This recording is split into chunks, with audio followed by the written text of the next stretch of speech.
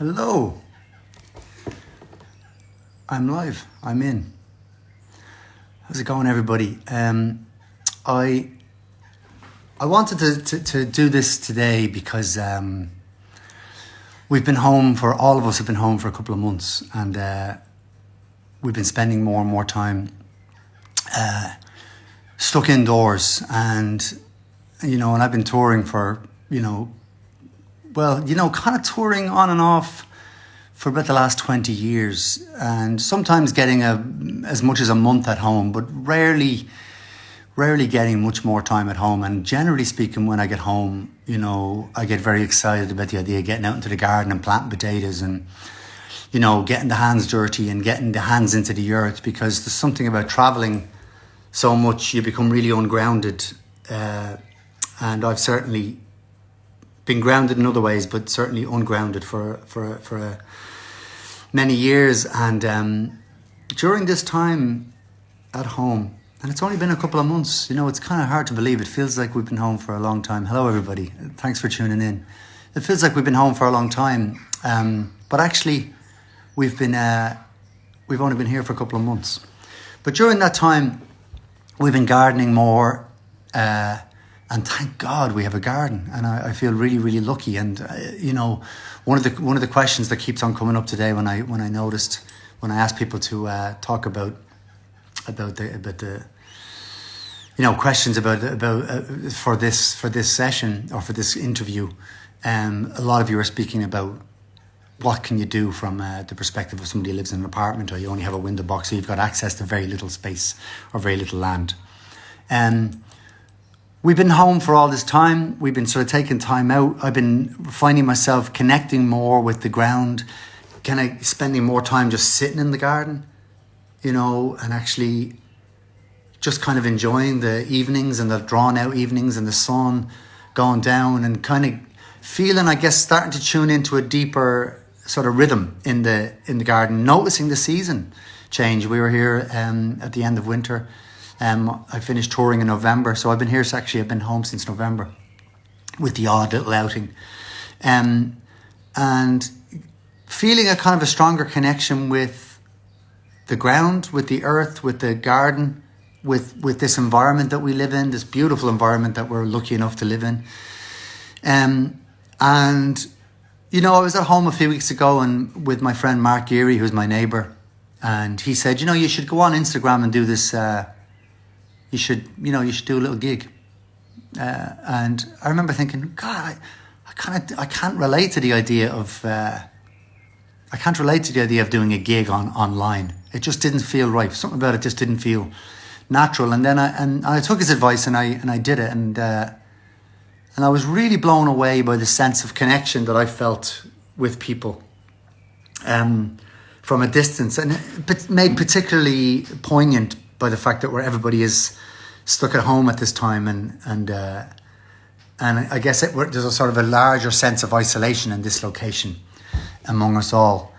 And so singing a few songs on Instagram was had an amazing sense of being in control of my time here, and being able to sort of self-publish, if you like. This idea of, I think I'm kind of late to it, but this idea that we all, now that anybody who has a phone is a self-publisher, is a fascinating idea. So I thought about, I've been kind of reaching out towards the wisdom of others with regard to the garden. I bought the John Seymour book on self-sufficiency, a wonderful book. And I became a real fan of his. And then there was Charles, what's his name now? Charles, Joe, if you're there. And Myra and I have become big fans of his. He's the guy that does the no-dig gardens. And Joe Doyle, of course, from my band, Joe, our bass player, is an incredible inspiration to me, because he gardens an awful lot, and he's very, very connected with the earth and very connected with his own plot of land and self-sufficiency. And so, reaching out to the wisdom of others, I thought, I've been speaking to Mary Reynolds on and off, and asking Mary for guidance here and there. And we were on the phone to each other yesterday, and we were talking about the forest, and we were talking about, where should I plant this rowan tree, or where should I put this I have this oak sapling, but I don't think it's getting enough light. Where do you think I should put it? And so we started talking, and it was such a wonderful conversation. I just said, hey, Mary, would you be open to talk? Because, you know, I've spoken about We Are the Ark on stage. Maybe some of you were at a gig where I spoke about We Are the Ark, which is this idea, very simple idea, that if you have a piece of land, whether it's a field, whether it's a piece of your garden, or whether it's just a window box in your apartment, is there something can we use that small piece of natural land to somehow help the other inhabitants of this earth, the birds, the pollinators, the foxes, the hedgehogs? Is there any way that we can help and give back a little bit of the land? Because we've just taken so much, and so I asked Mary, would she be interested in coming on and talking a little bit, just talking. Thank you, Evie. I like this sweater, although it's full of holes, but it's my gardening one. So I've asked Mary to join me. Now I don't know. Now, is she here? Let me see. Mary. Questions from you will be shown here. Okay, that's not there. Mary, if you're tuned in, this will be a good time to join me. I'm not sure. Da-dum-dum. Okay, brilliant. Here we are. Add. Okay, Mary's coming through now, I think. So we can kind of just have a chat about all of this stuff. Look, you're getting Instagram savvy. It's true. Thanks, everybody. This is wonderful. The last time I looked, we had 666 followers, 666 people viewing us, which is fascinating. So, Mary, I'm waiting for you there. Let's see. Sometimes this can be a little bit tricky. So, you know, while I'm waiting for... Oh, is that Benzer? How are you, Benzer? I know. Do you know what? I've just been out in the garden digging. I was out in the garden just before coming on. I decided the best thing to do would be to go out and do a little planting, as we got some saplings that we were putting in, and I decided the best way to prepare myself for this conversation tonight would be to literally go out and do it. Now, let me see. I'm going to see if Mary's there again. Okay, boom. So, Mary, I'm adding you now. Let's see if you come through. Let's build an ark, unable to join. That kind of leaves me here on my own. So I guess I'll just ask questions to the sky. Mary, I'm going to give you a few more minutes. If it's possible, you can come on board. And if not, the conversation will go a different way, or maybe I'll sing a song or two. Because, you know, honestly, I'm coming at this from a layman's perspective. Now, I see another person looking to join. Let me see. We Are the Ark. Add. Let's see if this works. Waiting for Let's Build an Ark. So I may ask Myra to help me with this in a minute if she has time. And there might be too many people requesting. Thank you, Sinead. That's possible. Let me see. Hello, people from Russia. How are you getting on? A song, Glenn. Okay, we'll do something. Let us be patient. Let us be patient. Nice one. Thanks, everybody. Thanks for your patience. What do I am on with Mary. Hang on, what's this? I am on with Mary. Oh, okay. Hang on, let me see. Okay, hang on a second. I'm going to try to invite Mary. Hang on. There she is. Mary, are you coming through? Let's see if she comes through with Wild Mary. Okay. Mary, there you are. I couldn't get the Let's Build an Ark one to join for some reason, so I swapped over. Anyway, great. That's the spirit. We're busking. So we have to go at the moment. It's really great to see you, Mary, and thanks so much for doing this. No problem. Thank you. I really appreciate your time. We've sort of had a bit of a friendship with the audience out there, with people, friends from all over the world. You know, one of the wonderful things about the Frames and touring with my own projects this fall season is that we've kind of developed over the years a direct friendship with a lot of our audience. And so something like this feels actually very natural because, you know, a lot of the names that are popping up now, I actually know these people, and so I can, you know, I kind of get the little inside jokes, and I get so it's a lovely thing to connect with people, in this way. So Mary, thanks for your time. Of course, it's great to be here. Yeah. It's really wonderful. I kind of wanted to, I wanted to reach out to you because, like, as I was saying, you probably heard me in my intro talking about having more time at home, sort of connecting with the land, spending a bit more time around the garden. And I remember planting spuds with you there a long time ago. Oh yeah. And you know, the problem with every time I planted spuds back then, I never had a chance to go back. I know. And actually weed or take care of them. So whatever we got out of the ground at the end of that, you know, when it was September, if we even got back for that time in September, what we were pulling out of the ground was just loads of weeds and a few spuds, you know. So it's really wonderful to be able to get to spend time and watch the plants grow. I mean, we planted the spuds, well, Myra planted them, in fairness, the first batch of spuds in, what was it, early March? Yeah. In early March this year, we planted a bunch, and we went out the other morning, and I noticed Myra came back in and said, wow, there's something up, because all of the leaves were black. Oh. And I took a photograph and I sent it to Joe Doyle, and I said, do we have blight? Because I thought maybe, you know, my first thing whenever I think about spuds being Irish is the spuds are dead, it must be the famine again, you know, must be blight. And Joe said, no, don't worry, that's just frost. That's frost burn. They'll be back. Mm. But I wanted to just ask you, Mary, if you know, we are the ark. Let's build an ark. You know, the language of this idea of a, you know, I kind of wanted to talk about the language of, well, first of all, you know, I wanted you to sort of talk about what it is that you do, just because a lot of people would be coming to this without knowing who you are or what it is that you're doing. And I just wanted to talk about, well, I just wanted you to ask, but just basically a very simple question. What is Let's Build an Ark, or what is We Are the Ark? Okay, well, We Are the Ark came about as kind of like a culmination of all my years of slowly letting go of who I became as a garden designer. I kind of ended up, I went to college only because I fancied a guy in landscape design. It wasn't a great calling. And then I went on to win the Chelsea Flower Show, which was a big deal. I was the youngest woman to ever do that at the time. And that was way back in 2002. And then I kind of slowly kind of worked my way back to kind of knowing that even though I was designing wild gardens, I was not really allowing the land to become what I wanted to. So I wrote a book about that. Then that wasn't enough.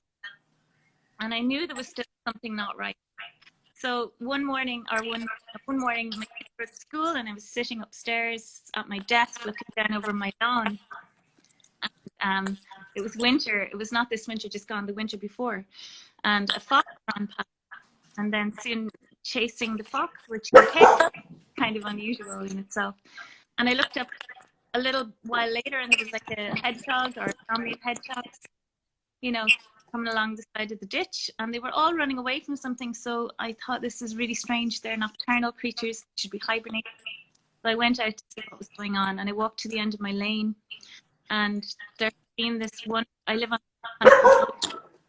Mary, I just want to interrupt you for 1 second. There's a couple of people commenting on feedback. So could you turn down your speaker a touch on your phone? I think it's because just a couple of people are making the Is that better? Comments.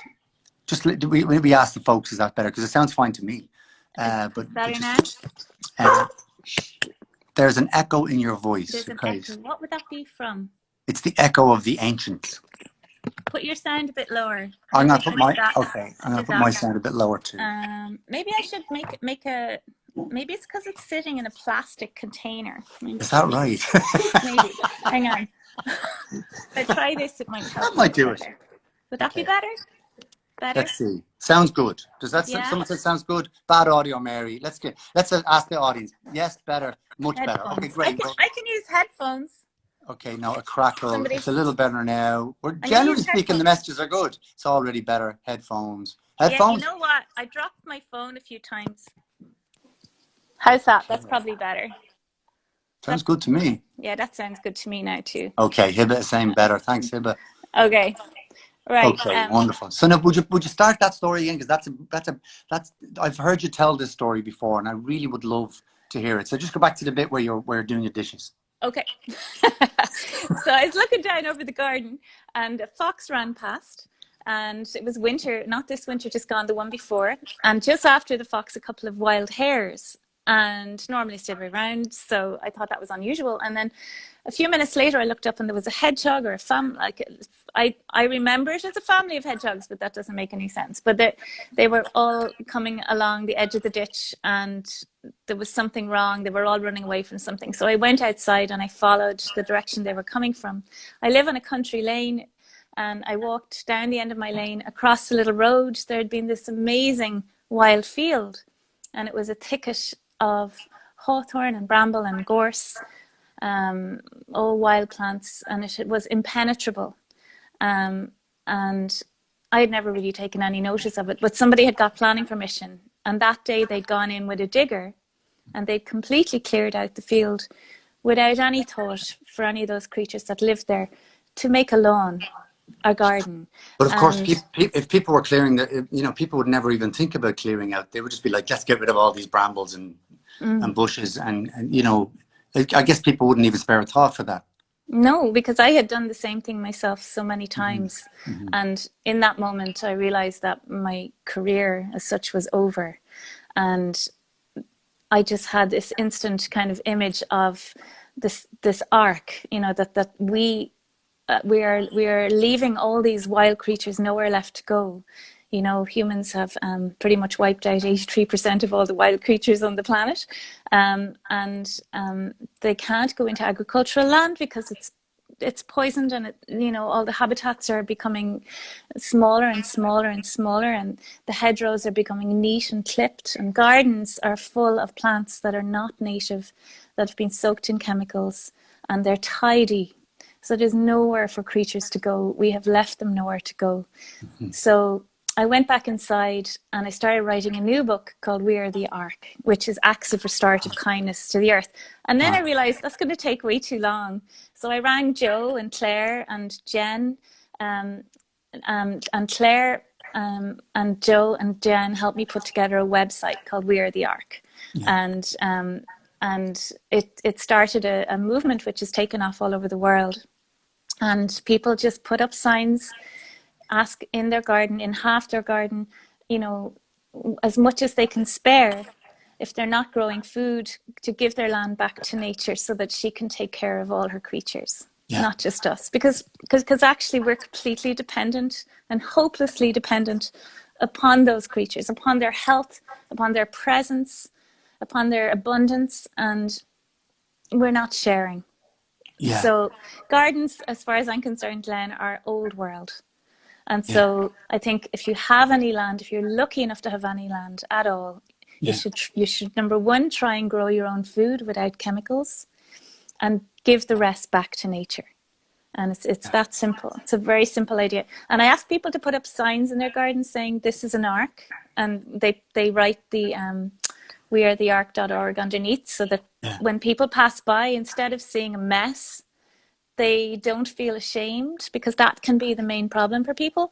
They're not ashamed anymore. They're now proud that they're doing something positive, and their neighbors don't give them a hard time, Yeah, because you'd imagine walking by a garden, and it's just all brambles and thickets, and people be like, oh my God, what kind of people are they, So you can imagine how people would be terrified of that. I mean, I remember when we moved out here first, maybe 15 years ago. I'm from like a built up area, like tower blocks, and I grew up I grew up very dislocated from nature.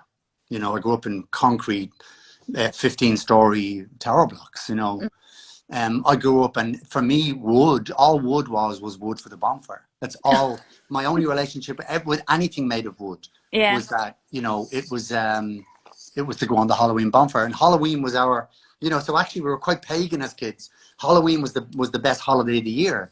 That was the one that we actually put the most effort into. We collected wood, we stored wood in little areas, so that on Halloween day we'd put all the wood on the bonfire and we'd set fire to it, and we'd have the biggest fire. You know, it was all about competition, and you know. But I remember, you know, much to my shame, I remember kicking down trees. Like there was a you know, Ballymun was essentially just like green lawn and tall buildings. And there was no trees. There was no trees around it. There was nothing. And there was a kind of in the mid 70s, there was a drive to put trees around the buildings to create a kind of an atmosphere, or you know, to create a more natural feeling. But as kids, we saw those trees, and there they were. They were like saplings. They were like 6 feet tall saplings with a piece of corrugated protective iron around them and a stake in the ground next to them to keep them upright. And we would just run at them and kick them until eventually they fell. And we would just do it systematically to each one of them. Now, I'm absolutely ashamed as an adult to speak of that time. Yeah, I know, Ronan, go on. Oh, Jesus. But it's true that we had no connection to what these things were. We had no connection to nature, and so as I've grown up, those things come back to you in moments, in flickers of memory, where you realize, oh my God, not only was I completely tree blind, I was just like, I just wasn't connected with nature in any way. And all of these trees, all they were for, as far as I was concerned, were for the bonfire. That the reason we were kicking them down was so that we could collect them along with the rest of the wood and put them on the fire, and that we'd have the biggest bonfire. You know. But I bet you do have a memory, because everyone does, of some point in your childhood finding some connection with something in nature and being a very powerful connection. I do, Mary. I have an incredible memory in primary school of being brought on a nature walk. It was the only time it ever happened, where the teachers took us out of school, and they brought us, I think, to Santry Woods. And Santry Woods is another big part of my childhood that I'll get back to later on. Santry Woods was this woodland right near us, and obviously it was privately owned, and we were allowed to go for nature walks, and that was it. It wasn't public land. And we went for a walk in the woods, and I remember the teacher explaining to us what leaf this was, and what, you know, like the oak cones, and like bringing back, you know, basically just bringing back all of these little pieces of nature back to the classroom. And there was something so wonderful about having these leaves and acorns and having them, and then drawing them in the classroom and saying, this is an oak acorn, you know, and then learning a little bit about what an oak tree was, and oak trees covered Ireland, and, you know, learning a little bit about the history. And I remember it being by far the most exciting connection with nature. And I remember actually what I did when I got home, and it's something that always stuck with me, was I was so fascinated by the idea that you could bring the leaves into the classroom. You could bring the outside into the inside. That was a big thing for me, like almost like an abstract idea that you could bring the outside into the inside. And my brother had a tape recorder, and I remember taking the tape recorder. And I remember I had a blank tape, or maybe I taped over something, I can't remember. But I took the tape recorder outside and I put it on top of our shed. We had a little garden shed. And I put it on top. This is when we moved into the houses. We lived in the flats for years, and then we moved into the houses when I was about 10. And I put the tape recorder on top of the shed, and I put loads of little bits of bread around the tape recorder. And I remember going up to my bedroom and looking through the curtains down at the roof of the shed, and the birds were, and I pressed record on the tape recorder. Wow. And all the birds had landed around the tape recorder, and they were all eating. They were all feeding on the bread and singing, and, you know. And I remember when the bread was all gone, going down to the shed, climbing up on top of it, taking the tape recorder, bringing it up to my bedroom, getting inside the wardrobe, closing the doors in the dark, pressing rewind and play. Wow. and was blown away at this idea that I could bring the outside So inside. cool. Yeah, so it was. What did you hear? Did you actually get sound out of it? Like, Oh yeah, amazing! It was like listening to birds speaking within a foot of your ear. oh But wow, getting to hear it inside. conversations. Yeah, exactly. Getting to hear kind of private conversations inside your wardrobe. And don't That's ask so me why I cool. felt the need to go inside the wardrobe, but I did. But it's amazing. Everybody has those memories, and like, look at you now. You like, I know you've been an amazing voice for nature over the years, and you know, it was that one connection that sparked that, you know. And everybody has them, you know. I had one particular one when I was young. Everybody does, you know. And What's you yours, just, Mary? well, mine's a bit, mine is well, I want okay, I can tell you. There's a film about it. You might as well tell us. Okay, thanks, Glenn. Yeah. No, No, but it's beautiful, man. This is I know. you know, it's actually amazing. I'm going red now. Yeah. Okay, so the film, yeah, it didn't really quite capture it, but it was very simple. I grew up on a farm in Wexford, and there was 6 of us, and I was the youngest, and with a lot of freedom. You know, we had a very different upbringing, and mum and dad were working full time as well as being farmers. So when I was young, I used to wander off and just spend all my time wandering around outside on my own, you know. And I remember one time walking into a field at the top of the farm.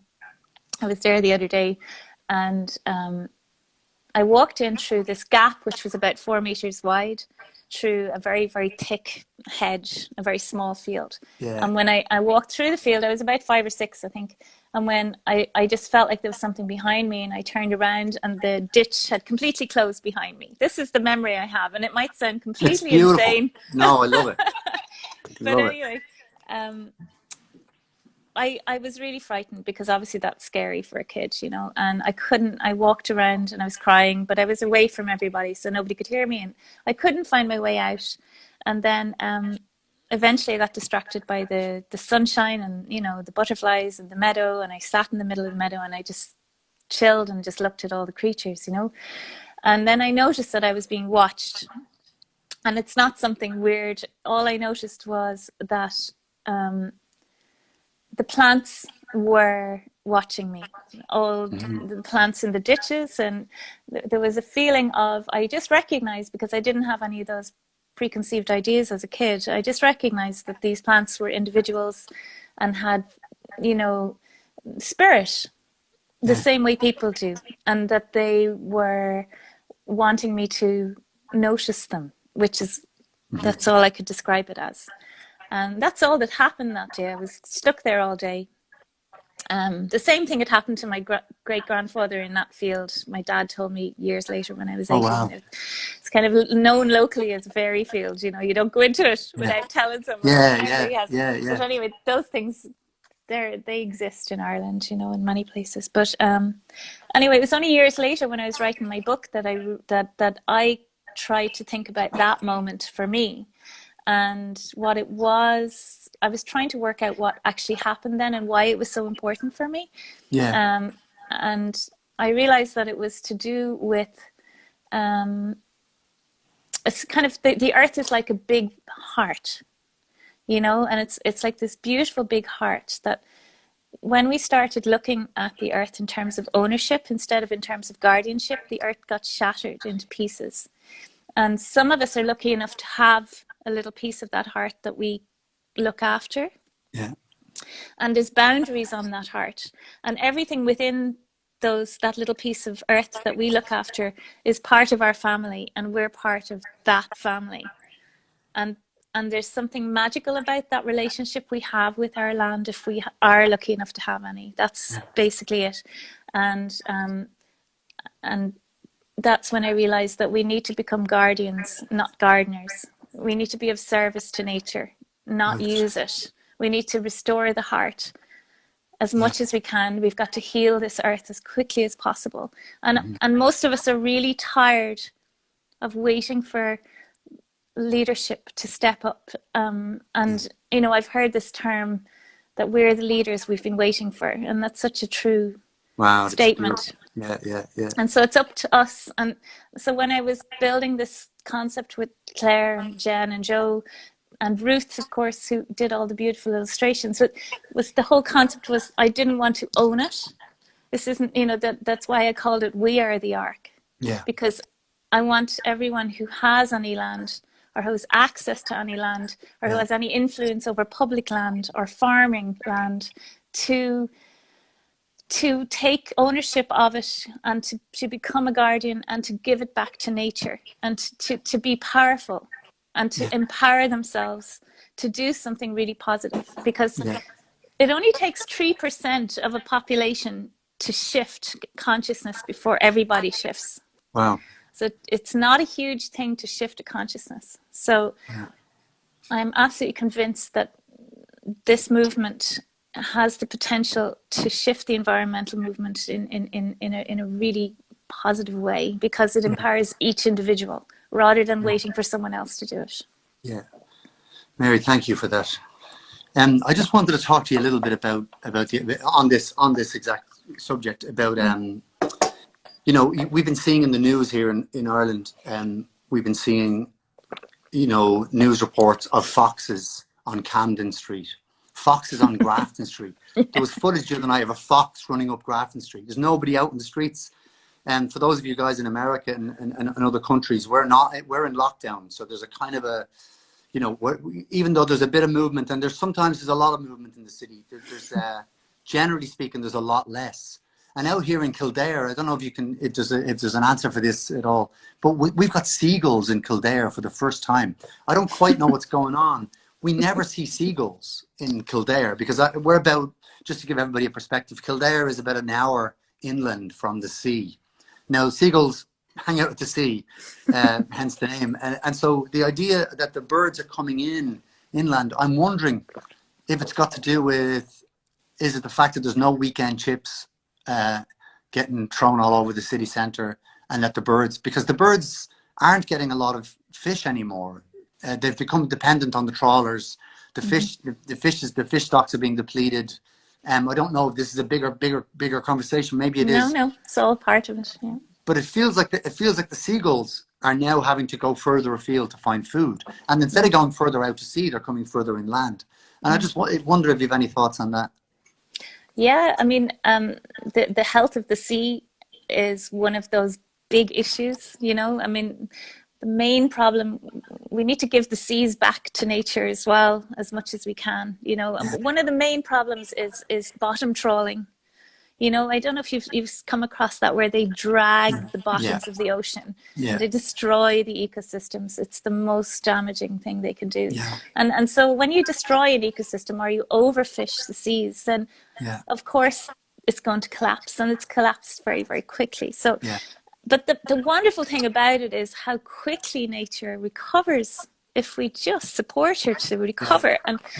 And so when you go back to the beginning of your statement about, you see foxes now in towns, and that's not necessarily a good thing because they're probably hungry, but the fact that they're very brave because they're hungry, that are wandering around. But I mean, the reality is when people come back out of lockdown, all those creatures will have to go back to finding the little space they had already. So I do think that there has to be a lot of pressure put on our politicians to stop listening to lobby groups, to stop listening to the multinationals, to start protecting our people. Because remember, I sent you that article earlier about looking after the land. It's really important that the leader of our land takes care of the land, because otherwise it becomes the wasteland, and that's what we have now. And so, I mean, the Amazon is kind of, under pressure. The Congo is under pressure. Everything is hitting a tipping point. But it's definitely a time of change. And I do think we have the potential for massive positive change. What do you think? Yeah. Well, I just think that, first of all, I think when we speak about Ireland and we talk about the Irish nature in Ireland, forestry. We talk about the wildlife, and because we're speaking about our own, we become a microcosm for everything else. So, you know, I wouldn't be qualified to talk about the Amazon other than to say that my heart leaps out of my chest when I hear it mentioned. But other than that, I don't know the ins and outs. So in a way, I sort of feel like if I can truly speak about, we were talking about this the other night in another conversation about songwriting. If I can look at my garden, just my little garden out here, it's not my garden, the garden, if you like, even looking at the health of the garden and the health of the plants, that in some way is a microcosm for the whole thing. It totally is. Yeah. That the more we focus just on the very details of our own tiny patch that we're guardians of, not gardeners of, but guardians of, that actually speaks to the whole of the world. That the more we get specific, the more universal the message. But I wanted to talk to you. I wanted to ask you about you know, because one of the things that really inspired me about Let's Build an Ark, or We Are the Ark, was this idea that you're building a patchwork. Because, you know, one of the things that I really loved about what you were saying was that, you know, if for instance if I'm a bee and I'm living next to a massive farm, that my natural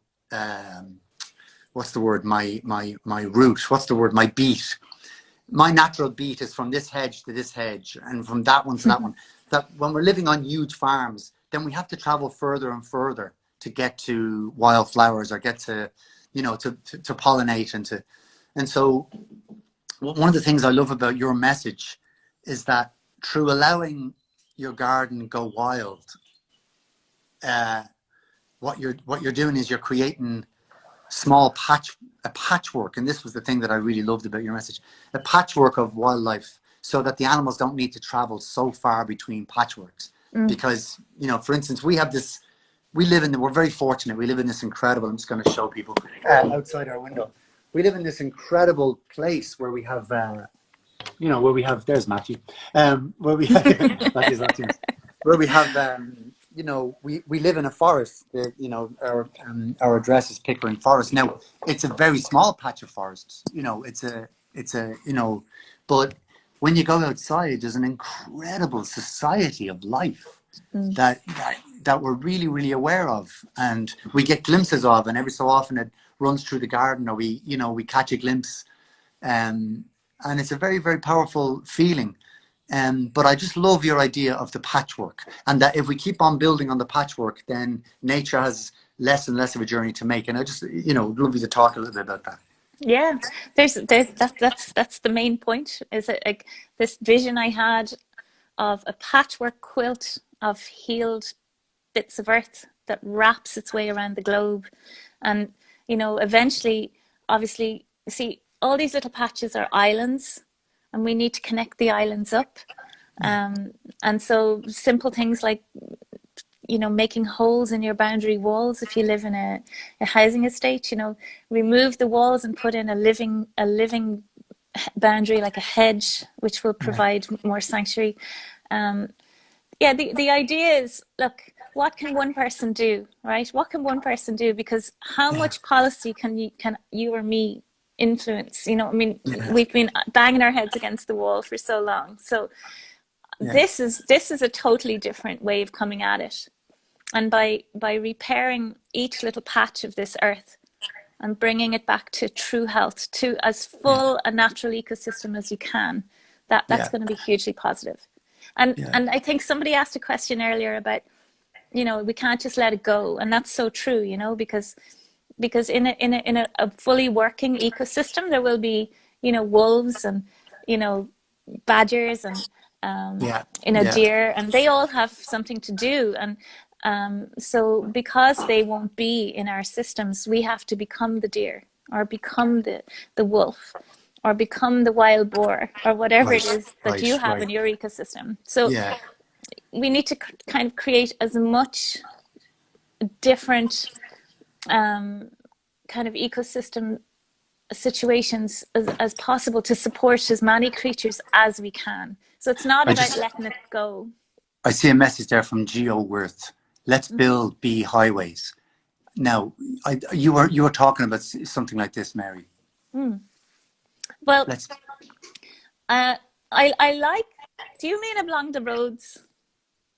Well, just somebody mentioned there, let's build bee highways. I like that idea. I just thought maybe you could have something Yeah, on I that. like.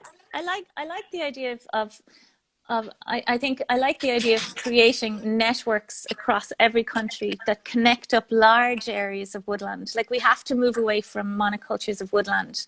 Like Yeah, the government are going to have to come on board and change the way we create woodlands, because there's no yeah, diversity lives in those woodlands. yeah, And we do need to create corridors for yeah, wildlife to get from one place to the other once there are real places to go, you know, that yeah, aren't yeah, poisoned and that will support them. But I'm a little bit concerned, and this is from, you know, this is instinctual more than anything, and that I'm not convinced that along the edges of roads is the best place to throw the bees or the pollinators, because sure. they get killed by cars a lot, you know. Yeah, yeah. Um, Well, so what about rivers? What about throwing bands that would be of good. Yeah, that would be because fantastic. because you know it seems that you know I've heard, like, I remember watching actually a podcast that you sent me, Mary, by Dr. Zach Bush, who spoke about, you know, I noticed that we don't have that much time left, so I'll try to be quick. Dr. Zach Bush is a doctor of well, God, what is he a doctor of? You probably know better than I He's do. a I think he's a GP actually, a He's a general GP. practitioner. Oh no, he's not. Yeah, He's a researcher into cancer and stuff like that. I think I can't he was really into remember. one particular cancer gene, but Mm. he basically made a very interesting point, and I'll try to follow my train of thought here. He said Russia had its Chernobyl, which was a very devastating and very sad part of its history. But he said America also had its Chernobyl. Now, forgive me if I sound like I'm going off on one now, but I'm just trying to It's okay. quote Zach Bush. He said, in the 70s, he said basically they noticed that the rise in cancer patients, obesity, Diabetes, diabetes, or God, there was autism, cardiovascular, there was autism. autism. There was a huge rise in the 70s of all of these diseases. And that they thought they may have linked it to antibiotics, the use of antibiotics, because there was a huge rise in antibiotics with doctors in the 70s. Now, I'm only paraphrasing now, so please, you know, don't take me word for word. Check out Dr. Zach Bush, everybody. Please write that down, because he does incredible podcasts. A very interesting man. But he talked about America having its Chernobyl. And he said, if you look at a map of America and you look at the cancer hotspots in America, he said we could see that there was a particular area that was worse hit than the rest of the country, but they were using antibiotics all over the country. So he was thinking, it's not that. So what is it? And they figured out.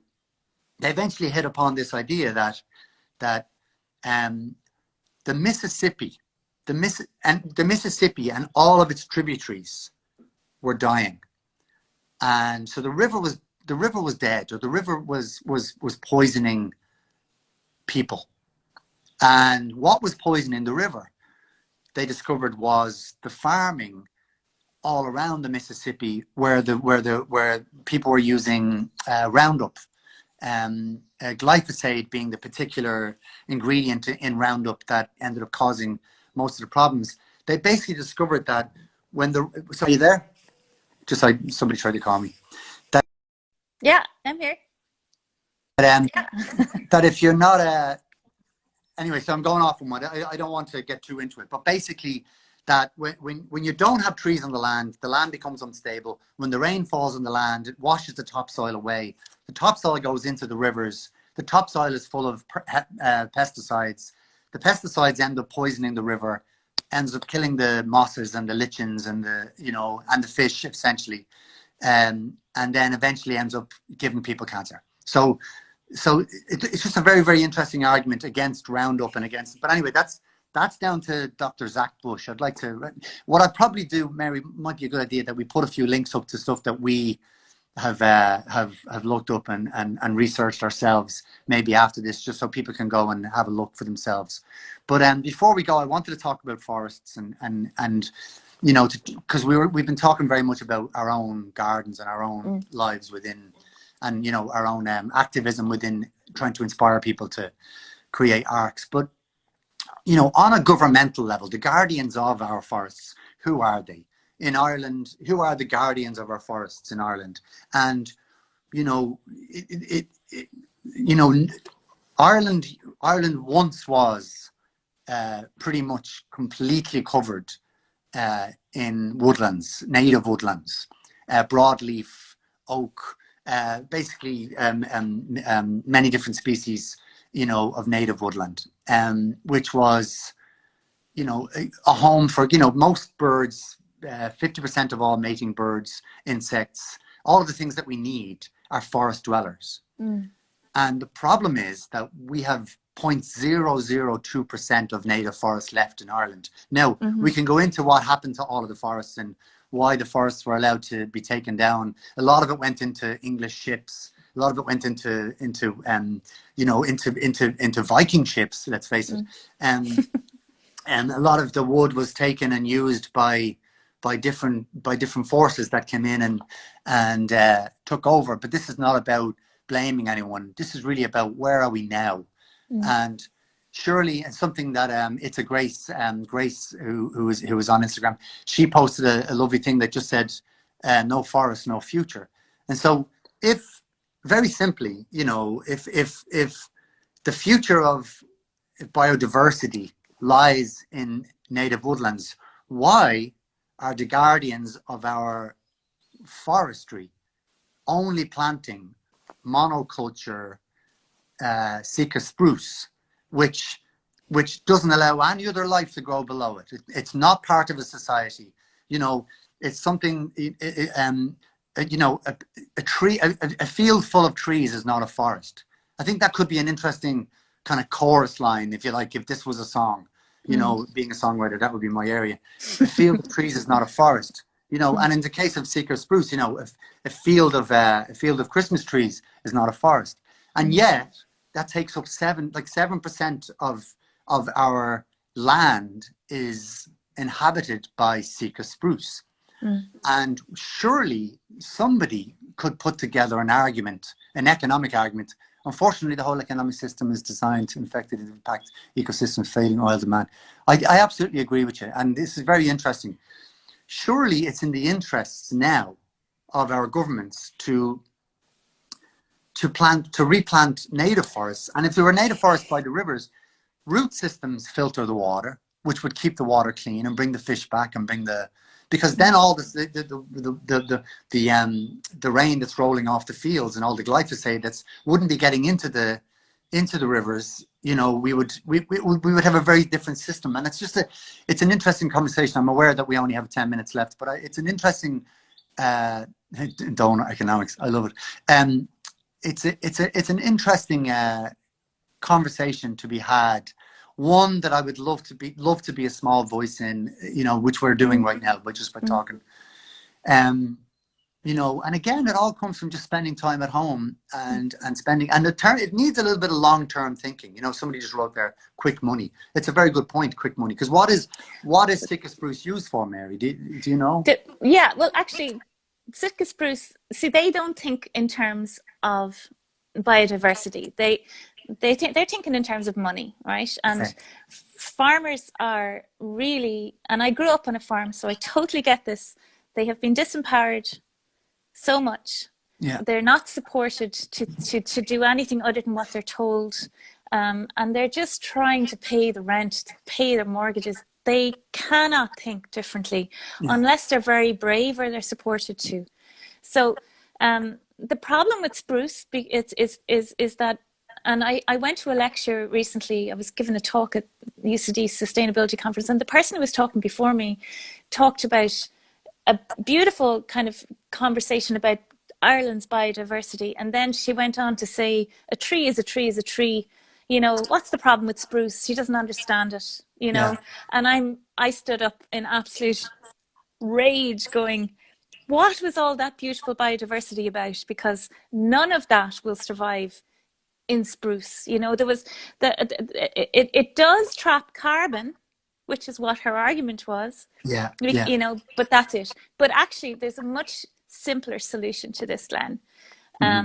Okay, yes, they have to change those policies because they are so detrimental. And nature has already collapsed in Ireland. And that's really important. It's not collapsing.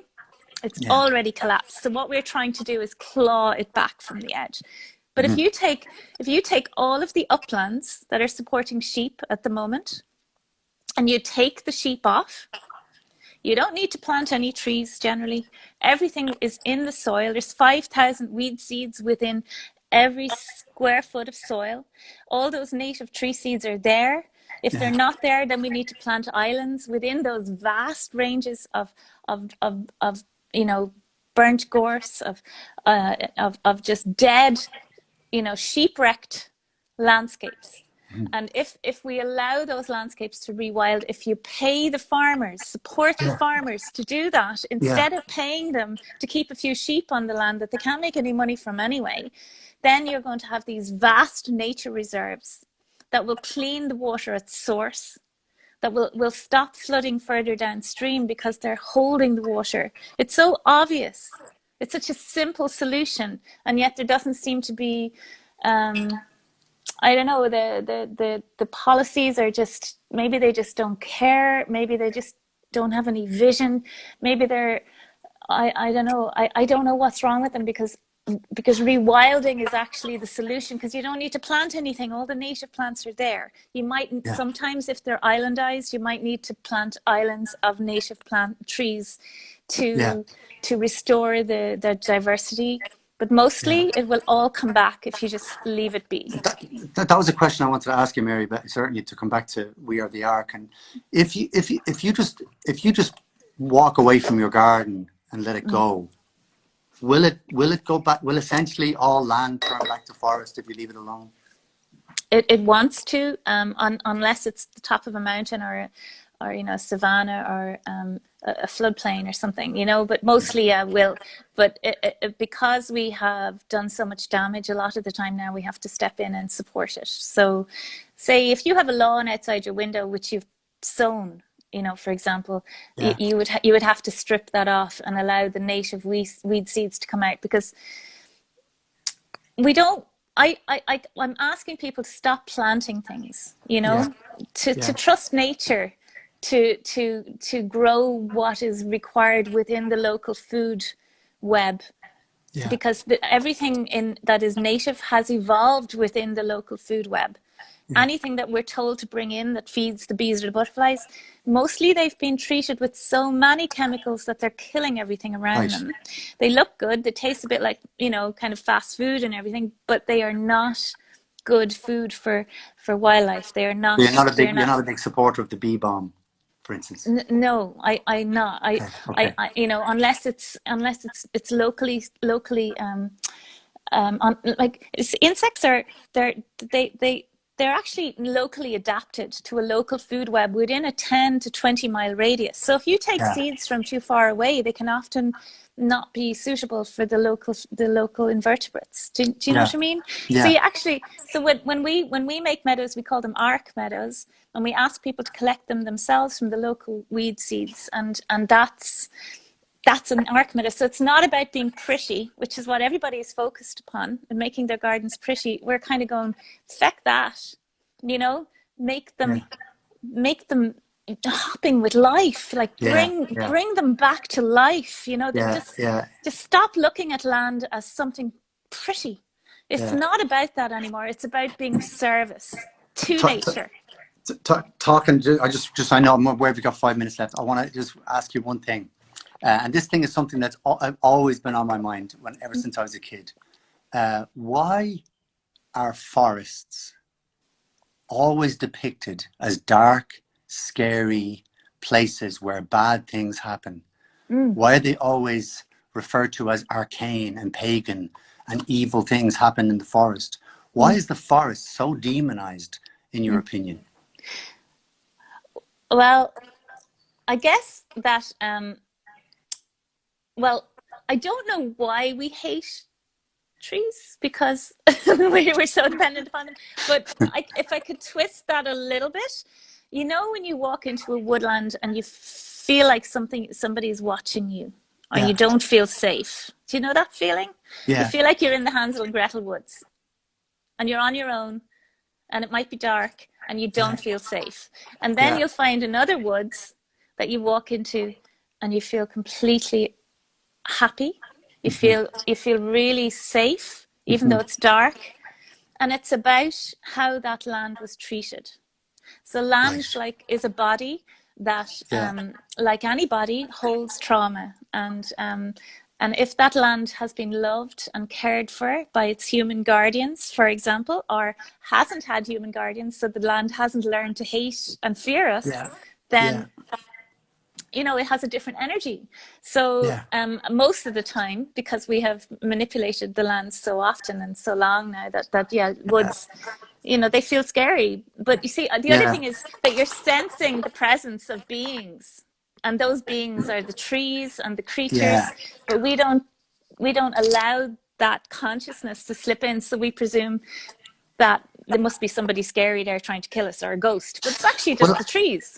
Yeah, well, I kind of wanted to sort of, that's a really, really good perspective. And I was thinking about it in terms of, you know, like the dark forest and the, you know, this idea that, like, you know, you watch that film, The Witch, the recent film, you know, you know, but, you know, but, you know, I remember I had a dream when I was a kid. It was a terrible dream. Where I remember, you know, when you have a dream and you just remember all your life. And I was in a dark shed and I was lying on the ground, and I was in Ballymun, because you used to have these sheds underneath the flats.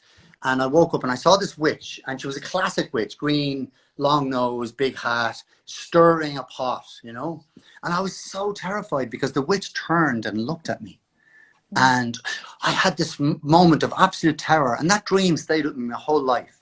And I remember I was you know, recently I was with a friend who said, and I was telling them about the dream, and my friend said, it was an amazing woman. She said, go back to that dream for a second. Let's sit down and go back to that dream. And when the witch looks at you, try to go back to that moment. When the witch looks at you, what happens? And I kind of went back, and it's, I know I'm going off on a bit of an esoteric one now, but actually what happened when the witch looked at me, when I went back to the dream, was that she was recognizing me. She was saying hello, rather than in my interpretation my whole life, which is that the witch was like, whereas actually it was some sort of connection with the feminine. And this is the thing I want to talk about the forests, and about the dark forest and this kind of Chthonian, you know, underworld place. Whereas actually I think the fairy tales were there to keep us out of the forests. Because the forests were private property, and so make them scary and make them this place where people don't go, because we don't want them in here, because forests were originally people's wealth. It was the sign of people, and you can't have people in there you know. It was just a fascinating idea. And I'm sorry to kind of use my dream as a metaphor, but I think it's a, you know, I think in a funny kind of a way, I sort of feel like there's an incredible rise in the feminine in the world right now, and it's a very, very important feeling that we have to go with. And I'm really drawn to this conversation. Now we're about to get cut off, Mary. I'm really sorry. I'm sorry we didn't get a chance. It's great. But, we got through loads. We have 2 minutes remaining, but I just wanted to finish it on the subject of the feminine and just get your thoughts on it. Oh yeah, no, I totally agree. There's an imbalance. The feminine, your dream is actually part of that. The crone. That crone energy, which has been, look, originally the goddess of sovereignty, which is freedom of the land, the freedom of the land to become what it wants to become, was the crone energy. And, you know, we need to give that sovereignty back to the land. That's what this is all about. And that's the balance we need to strike again with the feminine. We need to set it free, give it back, you know. Yeah. Absolutely, give it back to nature. Listen, thanks, Mary. Thanks, I realise we've got 1 minute left, but I just want to thank everybody for showing up. And I've been noticing as we've been speaking, Mary, there's been such incredible book recommendations, documentary recommendations, further reading, and I've been noticing all of the questions coming through. Some really hilarious things coming through. But I really want to thank everybody. And if there's a way that we can keep this going by way of maybe the comments. We'll post this. I think I know how to save it now. We'll save it, and if people, maybe we can do this again, Mary. If you feel up for it. No problem. Of course. I feel like we only got through a tiny amount of what we were here to talk about. But thanks everybody for tuning in, and that was really, really interesting. Very special time. Thanks, Glenn. Do you know how to post it to like YouTube or something? I don't know I how to think do that. I don't, but I'm going Yeah. to figure it out. There's loads of people keep asking. That's the only reason. Yeah, let's But do it. yeah. Thanks, Dal. Let's It was do it. lovely to talk to you. Bye, everybody. Thank you so Bye. much. God bless. Bye-bye. Bye. Bye.